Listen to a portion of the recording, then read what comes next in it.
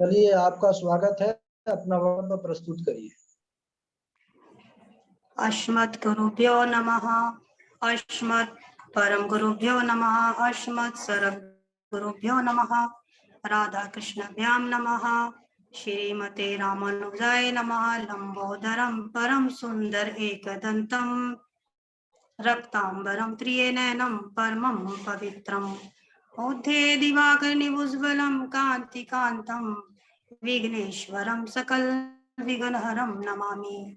शरीरं स्वरूपं ततो वा कलत्रं सस्यारुचित्रं धनं मे तुल्यम् मनश्चेन लग्नं श्रीगुरुरङ्ग्रे पद्मे तथा किं तथा किं तथा किं तथा किं नारायणं नमस्कृत नरं चैव नरोत्तमं देवीं सरस्वतीं व्यासं ततो जयमुदीरये।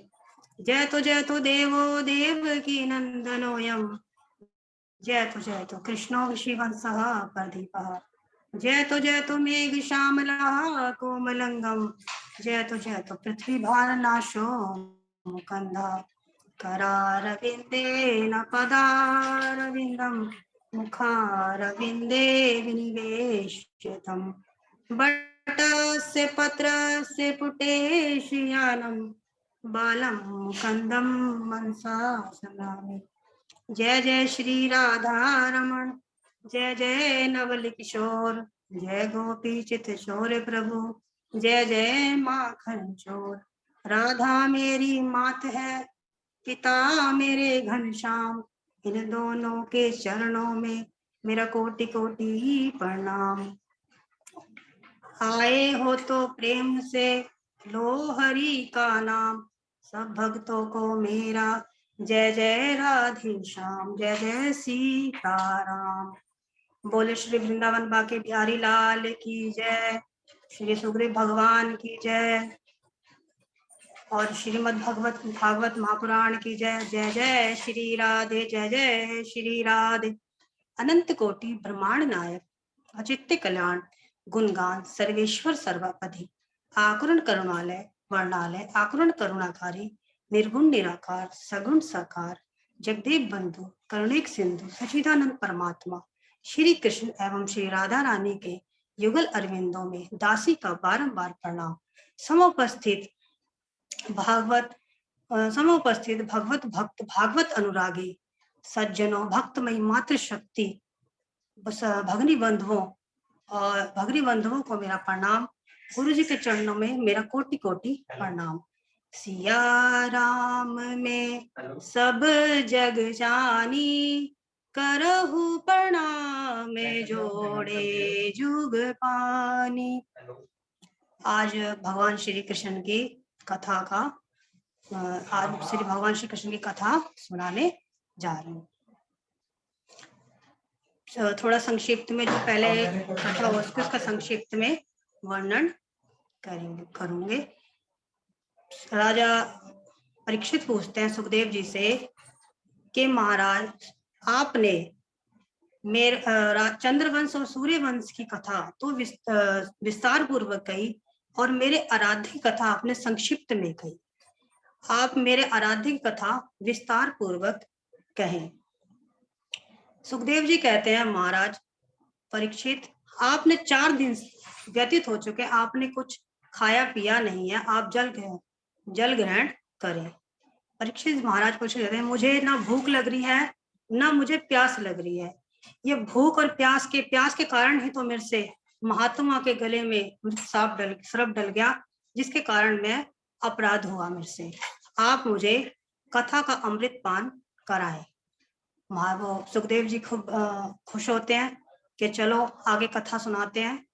कहते हैं कंस था, कंस की बहन चचेरी बहन देवकी से अपनी चचेरी बहन देवकी से अपने दोस्त का विवाह वसुदेव जी का विवाह कर देते हैं और आकाशवाणी होती है कि इसका 8वीं संतान तुमने मार देगी। वो उसको कैद कर लेते हैं। इस प्रकार उनके 6 पुत्र मारे जाते हैं और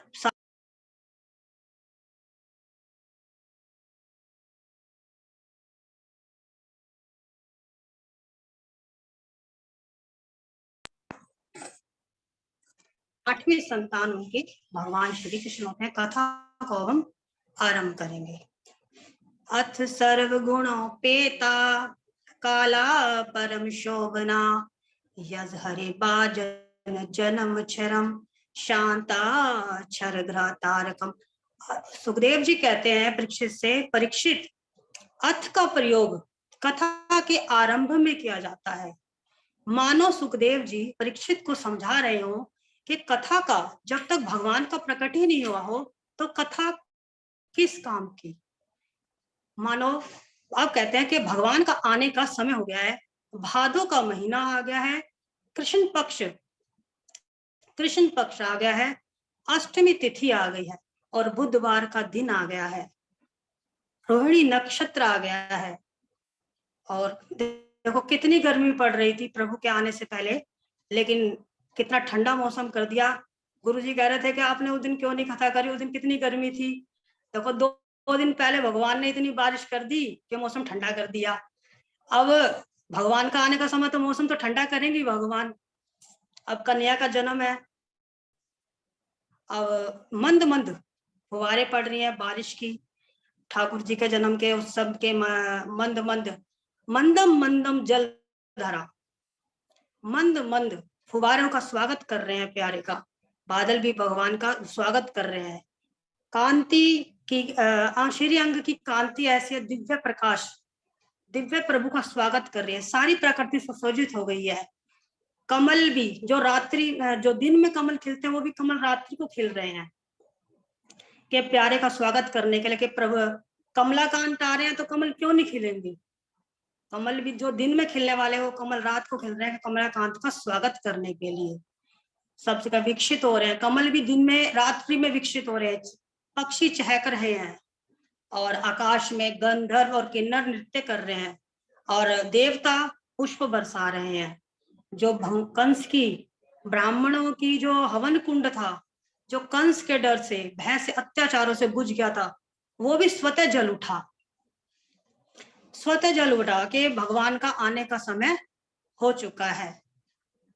आकाश में ध्वंदियां बज रही हैं भगवान का दर्शन करने के लिए। अब उन्होंने मेघों ने कही समुद्र से कि प्रभु का हमें दर्शन करा दो। समुद्र ने कही जाओ पहले मेरे खारे पानी को मीठा करो, उसके बाद में हम तुम्हें प्रभु के चरणों को छूने देंगे। अब मेघ धीमे धीमे बरस रहे हैं और वर्षा का भगवान का दर्शन करेंगे, लेकिन समुद्र ने नहीं करने दिया।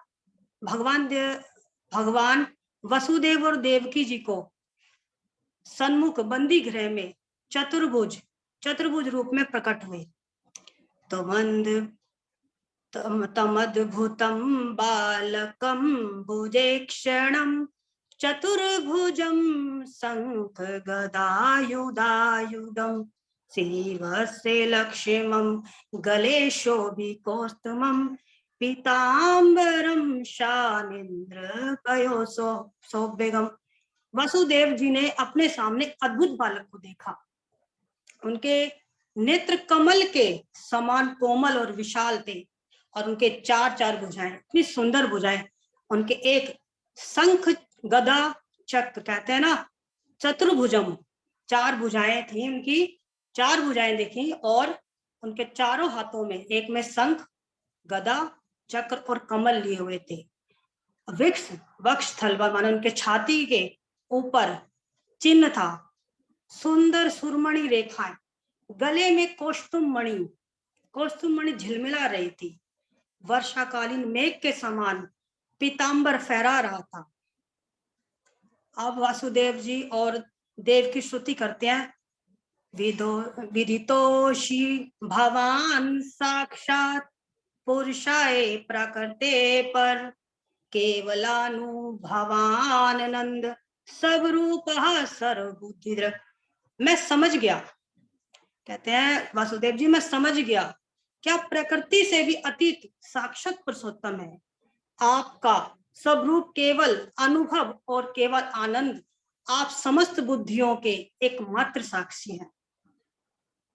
देवकी जी कहती है, देवकी मैया कहती है, मैं तो ये जान ही नहीं पाई कि आप पूरे ब्रह्मांड को जो अपने प्रलय काल में अपने गर्भ में समा लेते हैं, आपने इतने छोटे से पर इतने बड़े परमात्मा होकर मेरे छोटे से गर्भ में कैसे आए।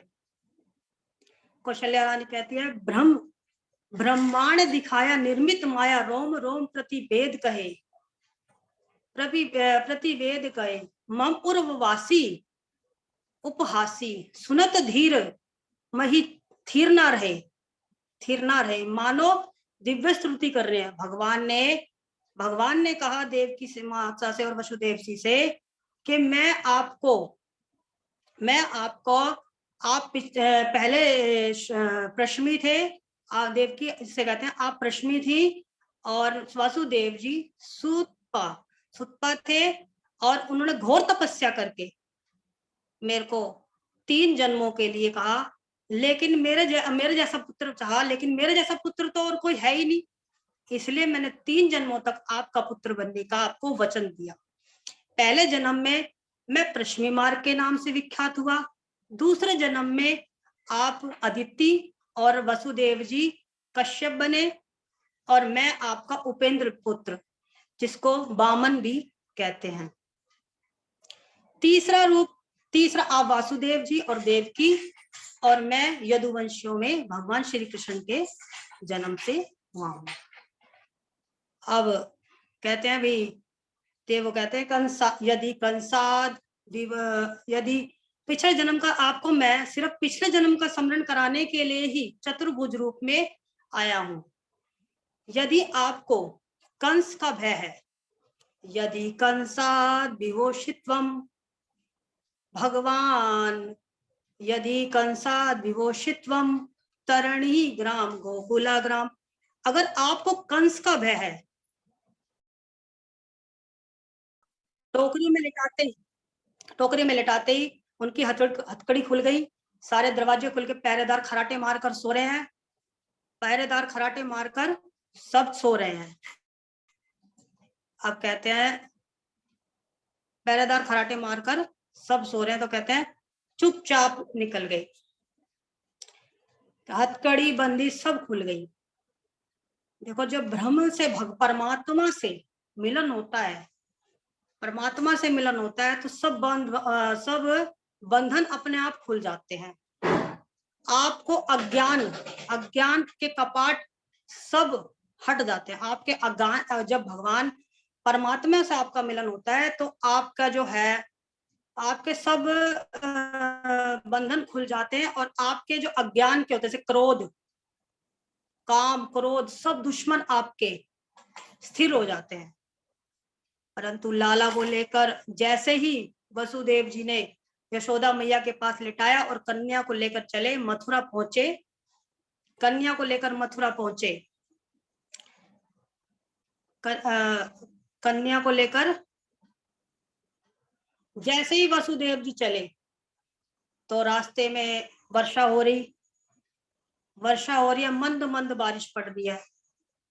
तो कहते हैं बादल, कहते हैं आकाश के बादल कहते हैं कि अरे हम तो प्रभु को कुछ दे ही नहीं सकते, ना पुष्पम दे सकते, ना पत्रम पुष्पम फलम, कुछ नहीं चढ़ा सकते, लेकिन हम चढ़ा सकते हैं तोयम तो हमारे पास पर्याप्त है। ये भी श्यामल वर्ण के और हम भी श्यामल वर्ण के, समानता है हमें। हम वर्षा करते हैं, ये कृपा बरसाते हैं, हमारे में और इनमें समानता, एक ही समान है। अब कहते हैं प्यारे का स्वागत हम मंद मंद फुवारों से करेंगे, बारिश की मंद मंद फुवारों से प्यारे का स्वागत करते हैं। आगे चलते जमुना महारानी आती है, जमुना महारानी का उमंग इतनी उठती है कि ऊपर हो जाती है।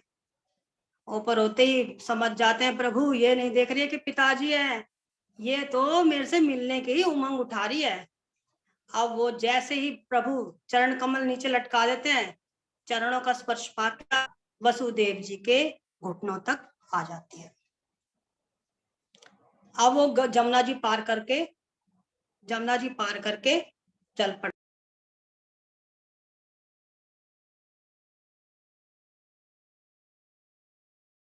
सत्य कहते हैं कि जमुना में इतनी उमंग उठी, जमुना में इतनी उमंग उठी कि कमल भगवान को निहारने के लिए, प्रीतम का मुख देखने के लिए उसने पिताजी की दाढ़ी को, प्रीतम का मुख देखना चाह रही थी, लेकिन पिताजी की दाढ़ी दिखी तो वो शर्मा गई और उन्होंने अपने उमंग उसको प्रभा को थाम लिया और चरणों तक उनके आ गई। अब पहुंचते हैं वसुदेव जी को गुरु वहां पे गोकुल में, और वहां से कन्या को ठाकुर जी को लिटा देते हैं, लाला को लिटा देते हैं और कन्या को लेकर चल पड़ते हैं।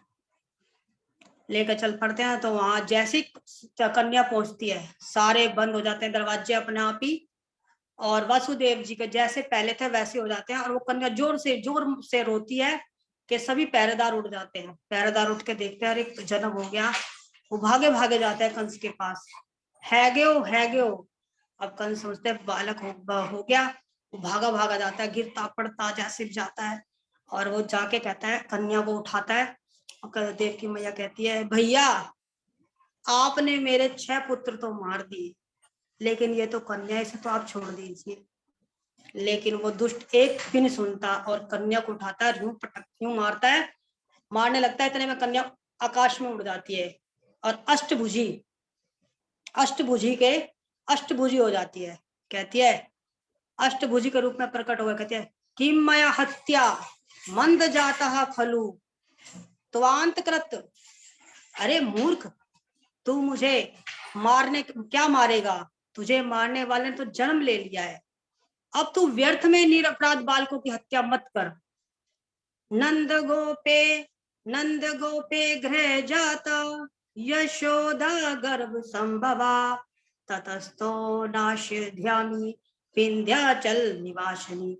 ऐसा आदेश देकर कन्या विंध्याचल पर्वत पर चली जाती है और विंध्याचल वासिनी के नाम देवी के रूप में विख्यात होते हैं। बोले विंध्याचल वासिनी मैया की जय।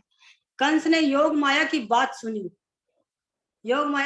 सुनी तो उसको पश्चाताप हुआ और कहने लगा अहो भगनी अहो भामा मया वाम बात पाप मना पुरुषाधिपत्यम भैवो हिंसिता सुता।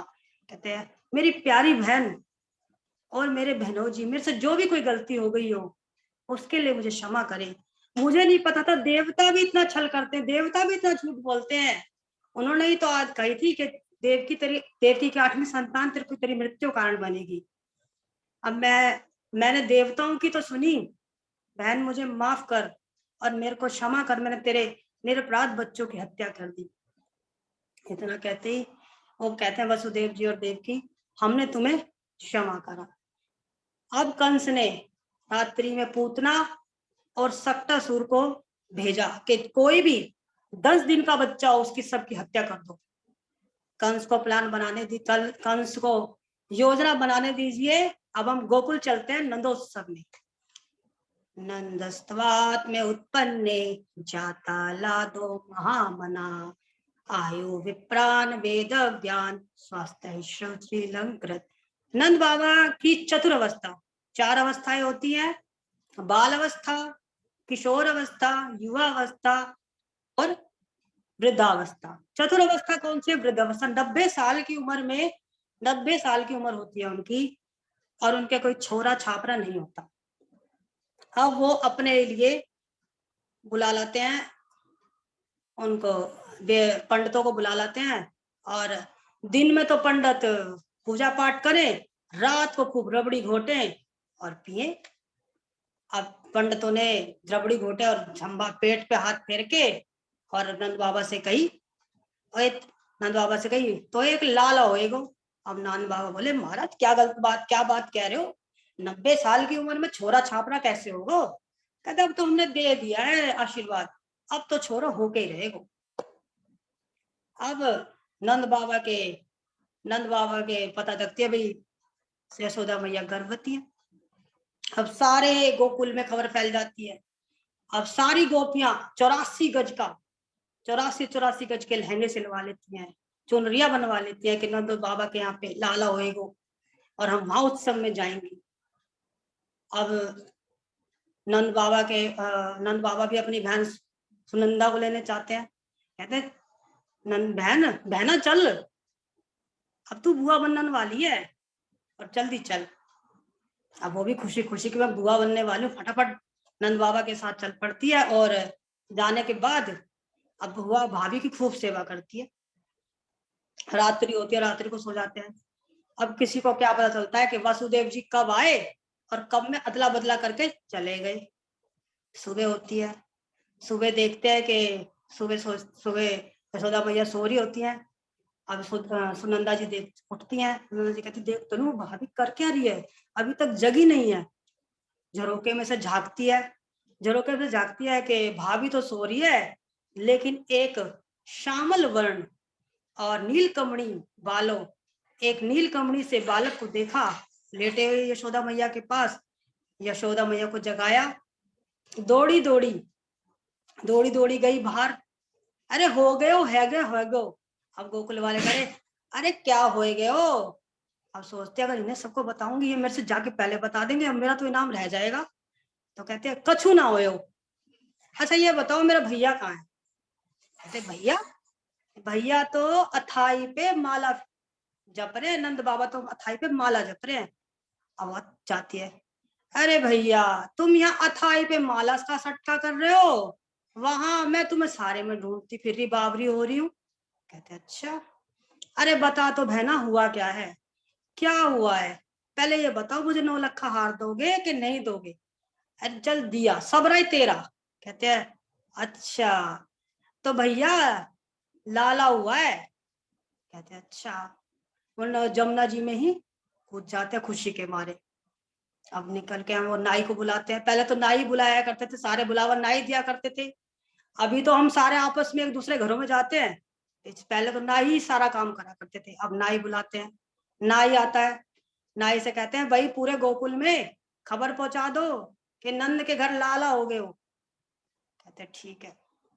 अब वो पंडित आते हैं यज्ञ करने के लिए। पंडित आते हैं, स्वस्ति वाचन करते हैं, नामकरण करते हैं। अब नंद बाबा ने 2 लाख गैया दान करी। सबसे महत्व होता है गौ का दान, और सभी दान, एक कन्यादान एक गौ दान सबसे बड़ा है, उससे बड़ा कोई नहीं। अच्छा कितना भी दान कर लो। अब 2 लाख गाय दान करते हैं। अब इतने खुशी के भंडार भर देते हैं कि उन्होंने अपने चारों दरबार खोले होते हैं। चारों, पहले में जब कन्हैया का जन्म हुआ सारे दरबार खोलते हैं। पहले द्वार में वो पूर्व द्वार में उन्होंने सब चांदी लूटते हैं। अब फिर पूर्व चांदी लूट के जा रहे होते हैं, तो पश्चिम दरवाजे वाले सोना लेके जा रहे होते हैं। अब चांदी वाले चांदी फेंक के सोना उठा के चलते हैं। अब फिर आगे चलते हैं, उत्तर द्वार वाले होते हैं, वो हीरे लेके जा रहे होते हैं। अब कहते हैं कि अरे ये तो हीरे लेके जा रहे हैं, हम सोना लेके जा रहे हैं। तो वो सोना फेंकते हैं, हीरे लेके चलते हैं। ऐसे करते करते नंद बाबा ने बहुत धन लुटाया। सारा जो ब्रह्मो था आभूषणों से, वसुंधरा आभूषणों से ढक गई। इस प्रकार नंदोत्सव मनाया जा रहा। सकल नंद के आनंद भयो जय कन्हैया लाल की, नंद के आनंद भयो जय कन्हैया लाल की। इस प्रकार उत्सव मनाते मनाते काफी दिन बीत गए। अब नंद बाबा को याद आया, अरे नंद बाबा के पास 9 लाख गाय, उनका कर देने के लिए उनको मथुरा जाना पड़ता। उनको याद आया कि मैंने कर देना है। वो गोकुल वालों कुछ को घर पे छोड़ के जाते हैं कि भाई तुम रक्षा करना, और मैं नंद वहां कंस का कर दिया हूँ, मथुरा में कर दिया हूँ। अब वो कर देने चले जाते हैं, कर दे के आते हैं वहां से। जब कर देने जाते हैं तो वहां पे उन्हें वसुदेव जी को पता लगता है कि नंद आए हुए हैं। अब वसुदेव जी नंद के पास जाते हैं। अब नंद बाबा ने उनको देखा तो गले से लगा लिया। नंद बाबा कहने लगे वसुदेव जी से, आप ठीक ठाक है ना। कहते हैं हाँ मैं तो ठीक ठाक हूँ, अपनी सुनाओ। कहते हैं मैं भी ठीक ठाक हूँ। कंस का कर दे दिया आपने? कहते हैं हाँ दे दिया। ऐसा करो आप जल्दी से जल्दी गोकुल में पहुंच जाओ, क्योंकि वहां पे उपद्रव ज्यादा हो रहा है। अब वो जल्दी जल्दी जूता उठाते हैं, छकड़े में बैठ चल पड़ते हैं कि भाई सारे रास्ते सोचते जाते हैं वसुदेव जी ने सही कहा है, ये हो सकता है कि नहीं हो सकता। वो रास्ते ये सोच जाते हैं, पर कहते कोई बात नहीं, भगवान का नाम लेता चलता हूँ, भगवान हमारे लाला की रक्षा करें। आज हम कथा को यहीं विश्राम देंगे। जय जय श्री राधे, जय जय श्री राधे। हाँ, अभी कृष्ण जन्म का पावन संवाद, पावन प्रसंग इंदु शर्मा जी हम सबके समक्ष प्रस्तुत किए हैं। ठीक है, इन्होंने बड़ा परिश्रम किया है और तब जाकर के यह ऐसा वक्तव्य कर पाई हैं। इस वक्तव्य के पीछे कठिन परिश्रम है। गुरु जी लेकिन एक अभी एक बात छोटी सी। गुरु जी ये जो सब अपना ये चालू कर देते हैं माइक, जैसे कथा करने लगो कभी किसी का नाम आ जाता है, कभी किसी का नाम आ जाता है, ऐसे तो परेशानी होती है ना, जैसे अब आईफोन नाम से वालों का कोई था। नाम से कोई परेशानी नहीं होती है, आवाज नहीं आना चाहिए। नाम तो आएगा ही, कोई ज्वाइंट होगा तो तुरंत सबसे पहले आप हट जाएंगी, नाम आएगा, है ना। नाम से आपको परेशानी नहीं होना चाहिए, बस किसी की आवाज ना आए, आवाज से व्यवधान होता है। क्योंकि नाम तो आएगा ही, कुछ सेकंड के लिए आता है, फिर वो हट जाता है अपने आप। ठीक है, जब वो लोग अपना माइक हाँ वाइक जी, बंद कर देते हैं, जुड़ते ही तो माइक बंद ऑटोमेटिक नहीं होता, सबका बाय डिफॉल्ट ऑन रहता है। हाँ, तो प्रसंग पर बात कर रहे थे कि आपने जो कथा सुनाया है वो बहुत अच्छा है। पिछली बार की अपेक्षा आपने बहुत बढ़िया अभ्यास किया है और अच्छा बोला है आपने। ठीक है ना, कहीं आपकी ज्यादा बहुत बड़ी गलतियां नहीं है, बस थोड़ा सा अभी अभी आप जैसे किसी को समझा रही हैं, कोई अगर बैठा है आपके पास उसको आप समझा रही हैं, ऐसा लग रहा था। अभी थोड़ा अभी ऐसा कम लग रहा था कि आप व्यास पीठ पर बैठ करके कथा कह रही हैं, वो रस रस में कमी है। देखिए, एक रस है, इस रस का भी अपना एक विशेष महत्व है। हम बैठ करके कथा कह रहे हैं, कथा खूब अच्छे से तैयार है, लेकिन अंदर वही रस प्रकट नहीं हुआ है, तो थोड़ा सा कमजोर है। ऐसा ना मत सोचिएगा कि आप की तैयारी नहीं है, अब बहुत अच्छी तैयारी है। थोड़ा सा जो वाणी है तो उसको और थोड़ा सा सरस आपको बनाना है ना। तो धीरे धीरे हो जाएगा। और आपने एक अक्षर बोला है दोस्त, दोस्त नहीं बोलना है, मित्र बोलना है आपको। दोस्त शोभा नहीं देता है व्यासपीठ से। ठीक है, ठीक आपने बोला कि कृष्ण कंस के दोस्त थे, उस मित्र कहिए आप। और उसके बाद कई बार आपने ब्राह्मणों को पंडित पंडित करके संबोधित किया है। ठीक है, तो पंडित अलग वस्तु है, पंडित ज्ञानी हो सकता है, ब्राह्मण अलग है। ठीक है, तो ब्राह्मणों को आहूत किए हैं, है ना। पंडित ब्राह्मण पंडित भी हो सकता है, पंडित कोई भी हो सकता है, लेकिन है ना, ब्राह्मण बोलिए आप, पंडित पंडित मत बोला करिए। ठीक है, कभी कभार ठीक है प्रसंग में पंडित जी बोल दिया करिए, वो ज्यादा अच्छा लगता है, पंडित जी, पंडित बस नहीं। उसके बाद ब्राह्मण आप बोल ठीक है। सकते हैं, ब्राह्मणों। कई बार हमने देखा है कि ब्राह्मण आपने एक बार भी नहीं बोला है, 5-6 बार बोला है आपने, पंडित पंडित बोला है ना, उसको लिख लिए हैं हम। ठीक है, और बाकी तो बहुत अच्छा आपने मेहनत किया है, और इस बार बहुत अच्छा आपने सहारा नहीं लिया, इसलिए हमको बड़ी प्रसन्नता है। नहीं तो नीचे डायरी पर देखा करती थी आप, इस बार आपने सहारा नहीं लिया। ये भगवत कृपा है, आपकी मेहनत है, और ठाकुर जी कृपा आपके ऊपर बरसती रहे खूब अच्छे से। धीरे धीरे अभी इतना सुधार हुआ है, अब धीरे धीरे और 2-4 महीना आप एक बार खूब मंथन करिए सभी चरित्रों पर, बहुत अच्छा हो जाएगा, ये हमको विश्वास है। ठीक है, बहुत बहुत साधुवाद। बाकी जितने लोग सुने हैं, सभी बड़े प्रसन्न हैं, लेकिन हम जो धन्यवाद गुरु त्रुटियां जी। हैं, कमियां हैं, वो हमारा बता। ठीक है ना, ऐसा मत सोचिएगा कि हमारा सही हाँ, नहीं है या हम निराश कर रहे हैं आपको।